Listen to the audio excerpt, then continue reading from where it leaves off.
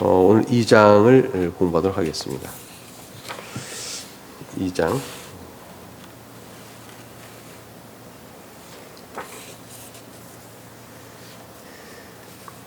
신앙 고백, 교리적 토대 부분입니다. 이것은 이제 우리가 늘 얘기하지만 위에 두째 줄처럼 어느 교회를 출석합니다. 그러면 우리가 이제 물어볼 게 그 교회가 어떤 성격의 교회냐? 이거를 알기 위해서 우리는 그 교회는 어떠니? 이렇게 물어보는데 그 교회는 어떠니? 라는 질문 앞에서 보통 대답이 그 교회는 뭐 찬양을 많이 해. 그 교회는 말씀 중심인 것 같아. 그 교회는 기도를 많이 하지.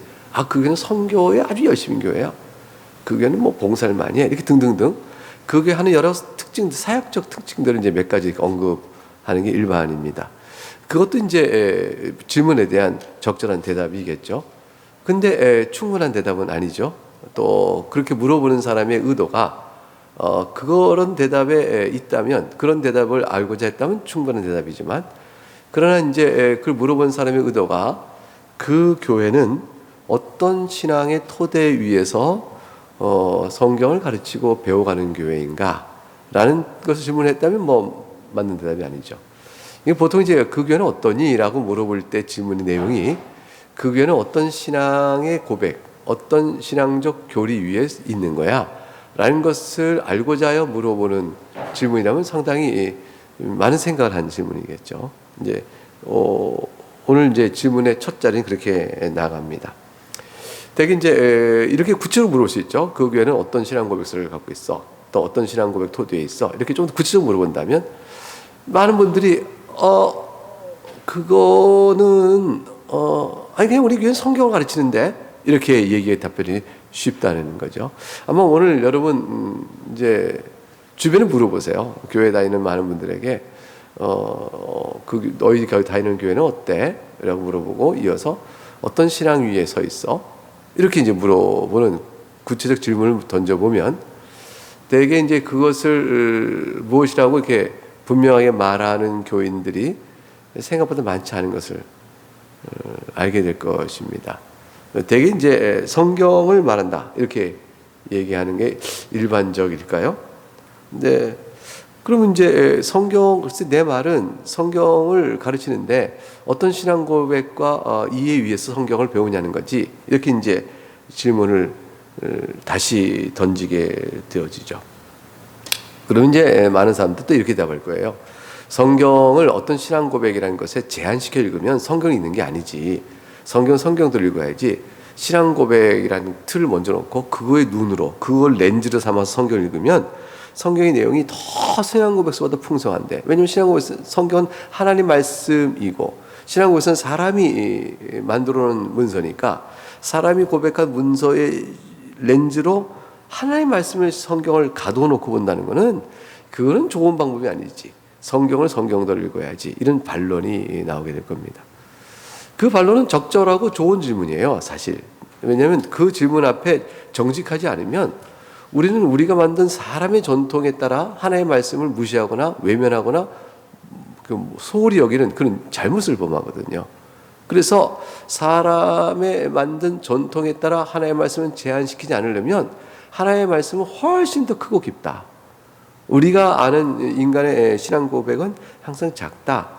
근데 이것으로 성경을 다 담을 수는 없다. 라는 생각을 하고 신앙 고백과 성경을 같이 쭉 보는 관점이 필요해요. 그런데 이제 신앙 고백서의 내용을 왜 중요시 여기느냐 그러면 성경의 내용은 너무 넓어서 길을 찾기 어려운 거예요. 길을 못 찾죠.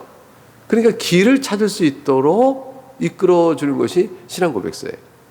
신앙 고백서라는 것은 성경을 어떻게 읽으며 성경은 무엇을 가르칩니까? 라는 것에 대한 오랜 세월 동안 오랫동안 교회가 살펴서 성경적 가르침에 일치된 것을 찾아 그걸 정리하여 우리에게 알려주고 있는 것이죠. 그러니까 문제는 뭐냐면 신앙 고백서는 성경보다 풍성할 수가 없어요. 그러나 신앙 고백서는 성경의 중요 내용을 추려줍니다. 따라서 신앙 고백서의 중요성은 성경을 잘못 읽지 않게 해준다는 데 의미가 있는 거예요. 그리고 성경에서 알아야 될 중요 교훈들을 바로 제시한다는 데 또 도움이 큰 거죠. 그러니까 성경은 무엇을 말하지? 라는 걸 때 성경 읽어봐. 이건 답이 도움이 안 되는 거죠. 성경 무엇을 말하지? 그럼 성경 읽어봐.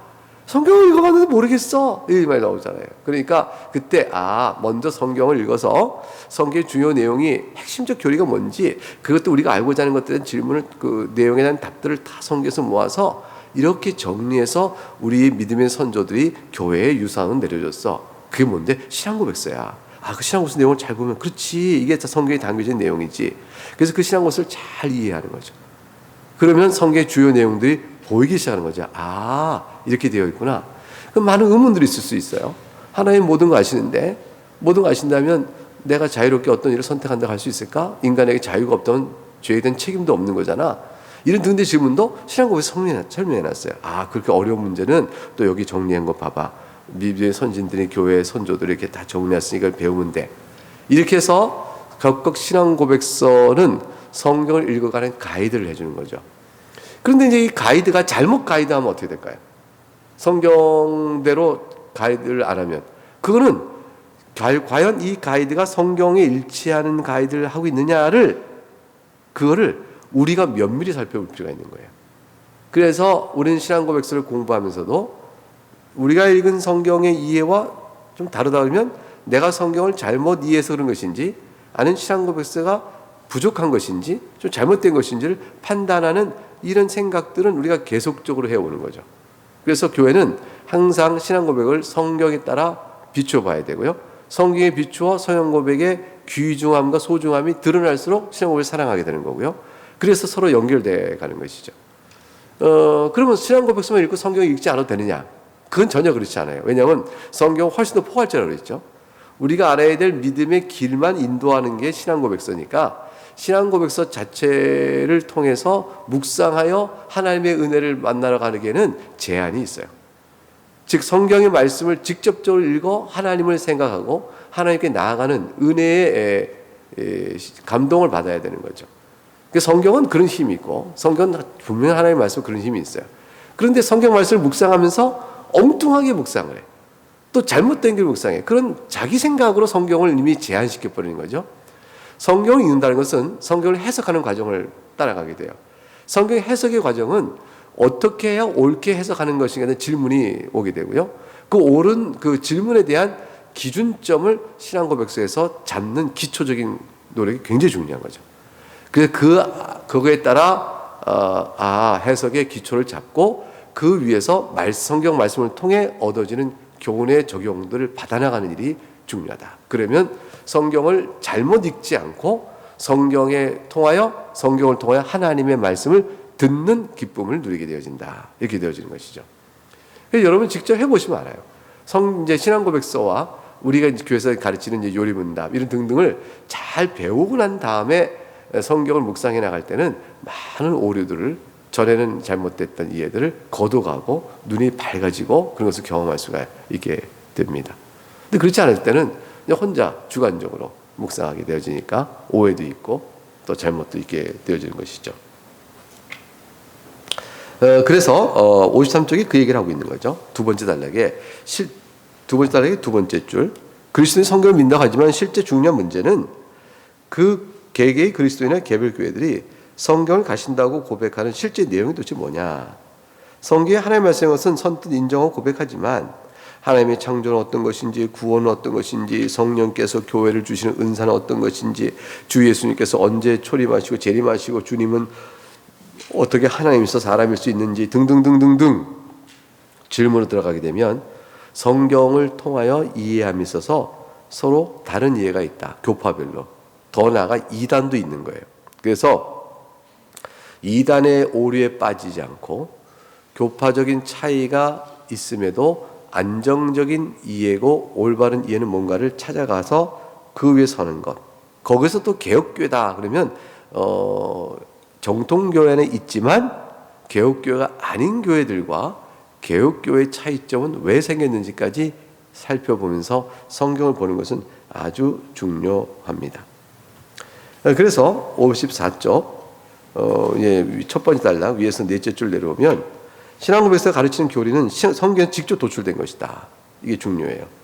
따라서 개혁교회가 된다. 개혁교회 신앙고백을 배운다는 것은 성경의 가르침에 충실하고자 하는 것이에요. 개혁교회가 하나의 말씀의 근본적 진리로 이해한 것을 정리하여 신조, 예컨대 어떻게 했어요?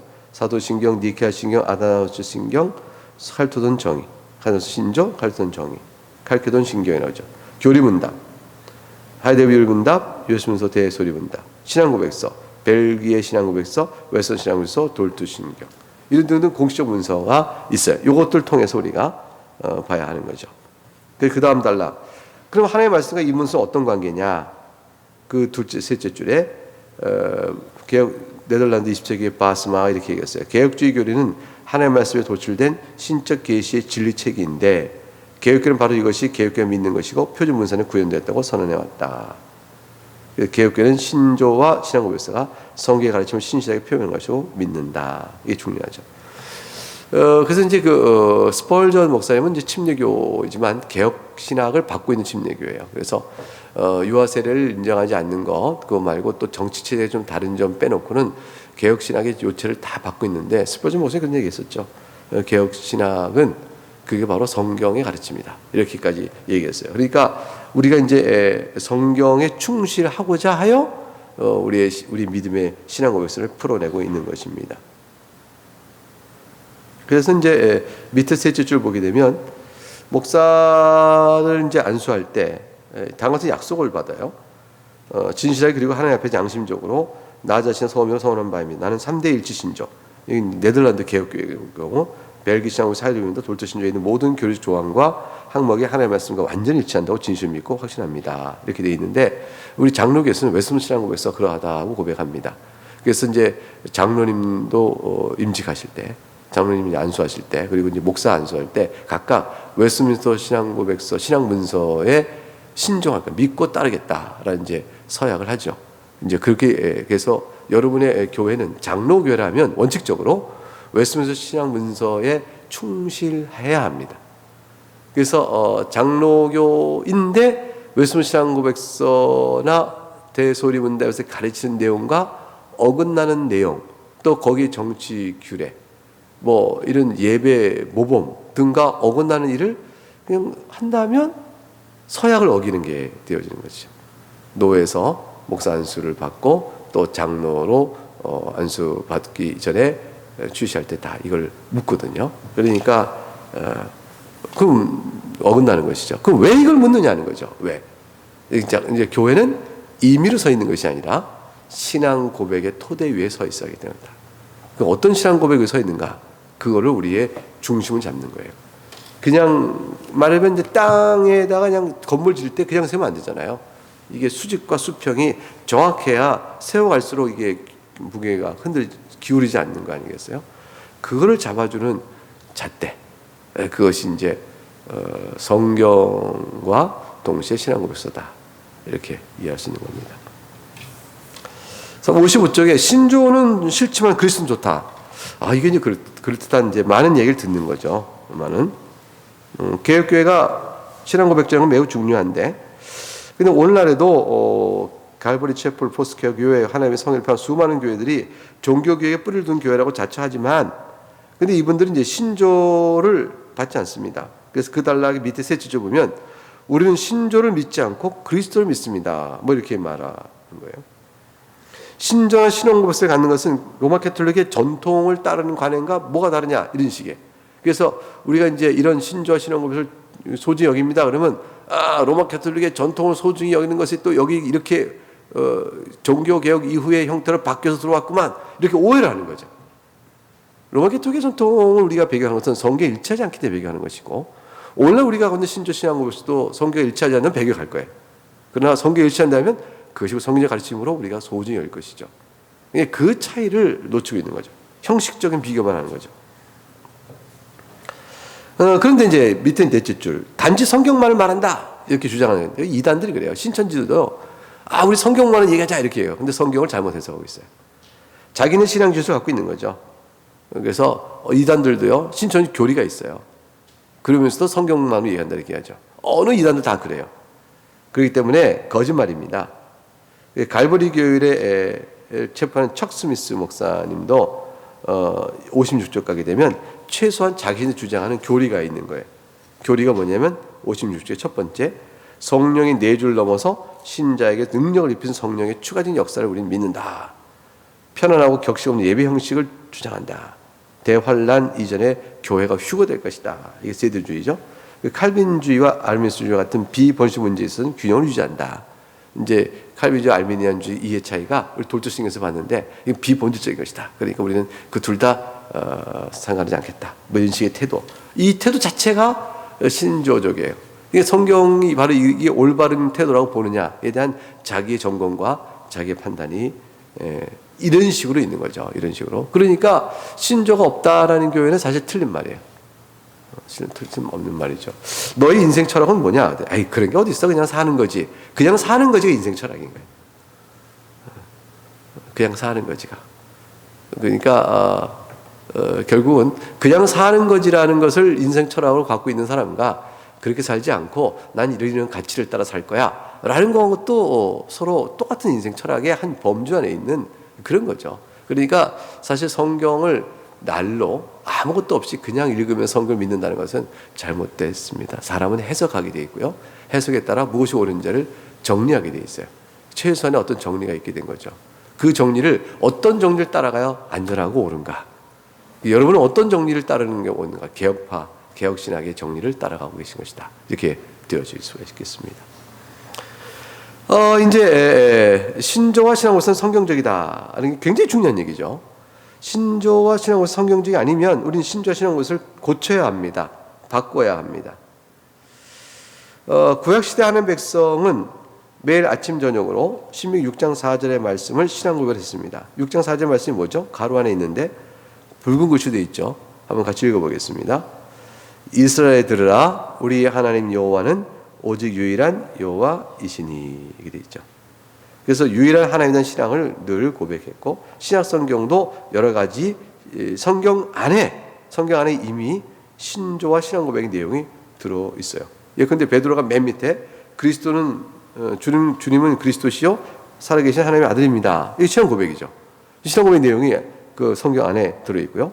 고린도서 15장 3, 4절에도 그리스도께서 우리 죄를 위하여 죽으시고 장사지lem바 됐다가 성경대로 삶을 사셨다. 이거 다시가 다 예수님의 십자가 죽으심과 부활에 관한 신조가 기록되어 있는 겁니다. 참 중요한 것은 12줄 내려오면 디모데서 3장 16절인데 이것도 마찬가지예요. 크도다 경건의 비밀이요 그렇지 않다는 일이 없도다. 그는 육신으로 나타난 바 되시고 영으로 의롭다 하심을 받고 천사들 보이시고 만국의 전파되시고 세상에 믿음 받으고 영광을 올려주셨느니라. 이건 완전히 성경의 진술이지만 그대로 신조적인 진술이에요. 신앙 고백의 진술이죠. 예수 그리스도는 육신으로 오셨다. 인성하고 계시다. 영이다. 다시 말하면 신성을 따라서 의롭다 하심을 받으시고 천사에 보이시고 만국의 세상에 믿음 받으고 영광을 올려주셨다. 이 내용은 예수의 죽으심과 부활에 대한 신앙적 고백을 그대로 담고 있는 거죠. 이걸 통해서 그리스도의 신앙 고백을 우리가 다시 또 정리할 수가 있게 되는 겁니다. 따라서 57쪽에 밑에서 6째 줄을 보게 되면 마지막 단락, 신조와 신앙 고백서는 교회 죽은 정통이 아니에요. 로마 캐톨릭의 갑갑한 진술이 아니에요. 이거는 하나님의 말씀이 우리에게 준 감동적 교리를 가슴에 담았다가 그거를 교리로 표현해서 신조다 하고 그걸 암송하고 기억했어요. 그래서 밑에 둘째 줄, 신조는 싫고 그리스도는 좋다라는 구원은 사실은 굉장히 해로운 주장이에요. 이건 그리스도에게 나가는 올바른 진리의 길을 회방하고 지워버리는 일이 되고 말아요. 그래서 잘못된 일이라는 것을 기억해야 합니다. 신조 없이는 교회가 존재할 수 없습니다. 신조와 신앙으로서는 유익하다. 따라서 얼마나 유익한지 생각을 해볼 수 있겠어요? 어떤 점이 유익할까요? 그래서 위에서 넷째 줄, 한 마음으로 서서 한 뜻으로 복음의 신앙을 위하여 협력할 수 있게 합니다. 여러분, 제가 여러분과 같은 뜻을 갖고 있어요. 무엇을 통해서요? 예수 그리스도께서 우리 죄를 위하여 죽으시고 그의 죽으심은 선택받은 자를 위하여 죽은 것이다 라는 식의 제가 설교를 할 때 여러분이 한 마음 한 뜻으로 아멘 받을 수 있는 뭐가 돼요? 공통적 고백을 이끌어가는 거죠. 그걸 성경을 통해 설명하고 성경을 통해서 그걸 배워나가시는 거죠. 그래서 목사가 임의로 설교하지 못하고 성경대로 하고 있는가를 신조의 렌즈를 통해서 성도들은 목사를 살펴보고 목사 또한 성도들이 임의로 신앙생활을 하는가를 성경을 풀어낸 신조의 렌즈로 여러분들을 제가 관찰할게요. 그래서 목사는 무슨 책이냐면 여러분에게 신조와 신앙을 가르쳐야 돼요. 그래서 여러분들이 거기에 따라 신앙생활 하도록 인도해야 되고, 동시에 제 자신 또한 여러분이 가르친 그 내용대로 여러분이 저를 바라볼 때 제가 잘못 가르치지 않는가를 판단할 수 있도록 해야 하는 것이죠. 우리가 한마음 한뜻이 되도록 하는 그 자리에 성경과 뭐가 있어요? 신조와 신앙고백서가 있는 겁니다. 이것이 없으면요, 제가 무슨 말 해도 여러분 저를 비판할 수가 없고요, 여러분이 어떤 신앙생활 하더라도 제가 여러분에게 잘못된 겁니다라고 말하기가 어려워지는 거예요. 누군가가 이제 교인이 이단에 빠지면 그 잘못된 것입니다라고 말할 때, 그때 비로소 먼지 묻은 거 탁탁탁 털어서 이거 보세요, 교리에 따르면 이렇게 얘기하면요, 성도가 듣질 않아요. 이게 살아있는 신조와 신앙고백서가 교회 가르쳐줘야 이단의 가르침부터 우리가 보호받고, 그것은 뭘 의미하냐면 여러분의 영혼이 바르게 살아갈 수 있고 안전하게 주 앞에 서갈 수 있다는 것을 의미합니다. 그래서 58쪽 거기에 위에서 신조와 신앙고백서는 유익하다 해서 8줄 내려오면, 언제나 교회는 거짓된 가르침과 철학의 위험성에 있는 거예요. 언제나 교회는 거짓된 가르침과 철학의 위험성에 있기 때문에 에베소 4장 14절 온갖 교훈의 풍조에 밀려 요동할 위험성이 있죠. 따라서 항상 하나님의 말씀의 근본이 무엇이며 본질적 진리가 무엇인지를 늘 가르침을 받아야 합니다. 그러면 성도들은 단번에 주신 믿음의 도를 위해 싸우는 일을 행할 수가 있게 되는 것이죠. 그래서 그 다음 달라 보세요. 바른 말을 본받아 지키라. 내가 너에게 전해준 바를 지키라. 이렇게 하여 사도들의 가르침이 계승되도록 해주셨습니다. 밑에 두째 줄, 신조와 신앙고백서는 가르침을 판단하는 객관적 기준을 제공해 줄 뿐 아니라, 여러분, 제가 여러분에게 무엇을 가르치면요, 제가 여러분이 가르치는 바가 옳은가를 판단하는 객관적 기준을 여러분은 신조와 신앙고백서를 통해서 갖고 계셔야 하는 것입니다. 비록 인간적 차이나 불일치가 있을 수 있어요. 우리가 개성이 다르니까. 그래도 공동체가 이것에 통일되는 한 서로 화합합시다 라고 말할 수 있는 화해의 근거가 되어지고 보호해주는 근거가 되어집니다. 결론, 신조와 신앙고백서는 개혁교회의 공적인 믿음이죠. 개혁교회가 무엇입니까? 라고 말할 때는 개혁교회의 신조 위에 서 있는 것입니다. 이렇게 말하는 거죠. 장로교회는 무엇입니까? 장로교회의 신조 위에 서 있습니다. 그래서 웨스민스터 신앙고백 문서에 서 있습니다. 이렇게 말하면 되는 것이죠.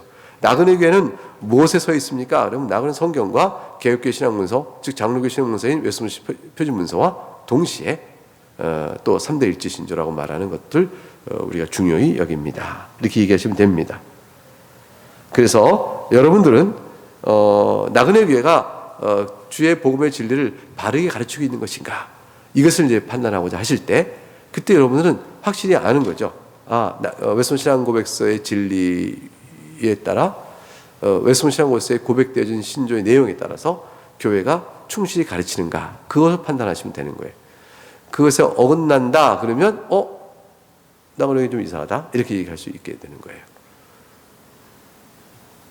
그래서 59쪽이 예컨대 밑에서부터 11줄 올라가면 핵심 요소는 앞으로 이제 찾아볼 건데, 뭘 갖고 이제 우리가 제대로 이 교회가 바로 서 있는가를 알 수 있겠냐. 개혁교회라서 성경의 권위에 대한 이해가 어떻게 되느냐, 그 다음에 언약에 대한 이해가 어떠냐, 또 오직 은혜, 오직 믿음, 오직 그리스도, 그 다음에 은혜 안에 성화에 가져왔던 신자의 성장, 성화를 가르치느냐, 그 다음에 참교회를 어떻게 구별하느냐, 하나님의 말씀에 부합하는 예배냐, 예배가 하나님의 말씀에 부합하는 예배냐, 하나님의 은혜를 경험하는 수단인 복음의 설교와 성례가 제대로 시행되고 있는가, 이런 등등을 가지고 그 교회의 교회됨을 판단할 수 있고, 얼만큼 신실하게 하느냐 갖고 교회의 성숙도를 판단할 수가 있게 되는 것입니다. 이게 교회는 우리가 모여서 임의로 우리끼리 하고 싶은 얘기를 나누고 또 말로만 예수님을 위합시다, 기도합시다, 이렇게 되는 게 아니에요. 이렇게 구체화된 중요한 신앙의 지침들이 있어요. 이것도 배워나가는 일이 매우 소중하다. 이게 이제 오늘 공부하는 내용이 되어집니다. 오늘까지가 서론이 되죠. 이제 다음 주부터는 성경부터 이제 하나씩 또 내용적으로 살펴보도록 하겠습니다. 오늘 여기서 마치도록 하겠습니다.